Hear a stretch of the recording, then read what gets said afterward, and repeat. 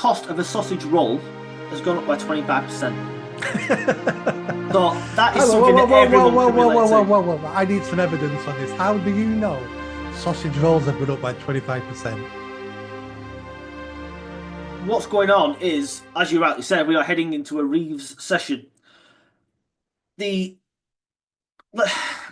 the cost of borrowing is going through the roof because the gilt markets, if I'm boring people, by the way, let's just zoom out for a moment. The gilt markets are going up all the time, meaning people are selling government bonds. That bonds are effectively government debt. Someone's then got to buy that debt, and the government has to service those debts with interest payments. In just the last few days, the cost of government borrowing has gone up by 10 billion alone, and we've now got to service that debt. You've got companies pulling out of the London Stock Exchange. 45 at the last count have now pulled out of the stock exchange. Investors are selling government bonds off at record rates. The 10-year gilt is at its worst since the financial crash in 2008. The 30-year gilt is at its worst since 1998. And the cost of everything is now rising. Labour are being, well, first of all, Rachel Reeves, who has now left. Let me jump in there for a minute just to explain to our listeners. Let me give you an example here. Is this correct? Is this a correct analogy?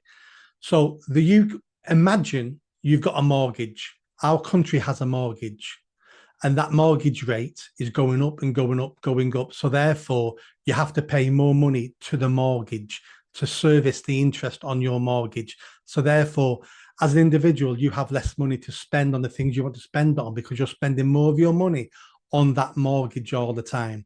Is that a fair analogy of what's happening to the UK? Essentially, yeah. I mean, for us personally at the moment, because we obviously what we pay is dictated to by either the Bank of England's interest rates or what the government taxes us. So the official definition of a gilt yield is it gives an indication of the actual return on capital that the investor will receive from buying the gilt at the price shown and holding it to maturity. In other words, people hold these government bonds, they'd expect to make something back on them. But because the economy is tanking so badly due to Labour's nightmare Halloween budget, they're not going to get any return. So what people are doing now is selling and cutting their losses at record rates. And yes, that means that the cost of government borrowing is going up. The cost of everything is going up. Inflation is continuing to rise, as we've seen. And the Bank of England aren't changing the interest rates. So we're going to see interest rates rise soon by the Bank of England. We're going to have to, because then they're going to have to say we're going to have to try and stop inflation because they don't want it. What they don't want to happen, what happened under the Tories when the Bank of England waited too long and were called incompetent, which they certainly were at the time. Here's an example that everybody can relate to. In just the last few weeks, the cost of a sausage roll has gone up by 25%. So that is something that everyone can relate to. I need some evidence on this. How do you know sausage rolls have gone up by 25%? I heard it on talk radio. Some economists said it. On average, the cost of a sausage roll has got by 25%. Not just that, the cost of everything though is rising. Look at your shopping bills. Look at what you're buying in the shops. Go and buy a coffee from a high street coffee shop. You're going to pay a fiver at least. If you want a pastry with that, you're going to pay another £4 on top. So a coffee and a cake might cost you a tenner. Everything is rising, but wages aren't. This is the major problem now. And because they've taxed us to high heaven with their nightmare budget, you've now got less money in your pockets anyway. People are spending less money in the economy going to bars or restaurants or cinemas, whatever it may be. So there's no money to put into these businesses for growth. We've just seen the retail sector now talking about 200,000 job losses in the first few months of this year. Next are having to scrap tills and actually bring in self-scanning tills because they can't afford to keep the staff up. Next is one of our biggest retailers and probably one of the most respected retailers. People love Next.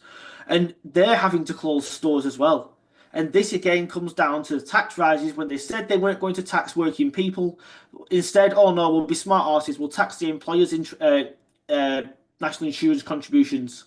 But who's that a tax on? It's a tax on the workers because people then won't hire as many people. People are laying staff off. And what you're going to see in the next few months before these rules come in, which I think is April, it will be the start of the fiscal year 1 in April. what you're going to see is huge job losses and a massive halt to people hiring employees because they don't want to pay the extra tax burden. And who can blame these companies? You know, Labour don't like them making a profit. They don't like people with aspiration who are doing well for themselves. So they're just going to tax them to high heaven. So these companies are going to cut back and try and keep the profits going. Just makes normal sense, doesn't it?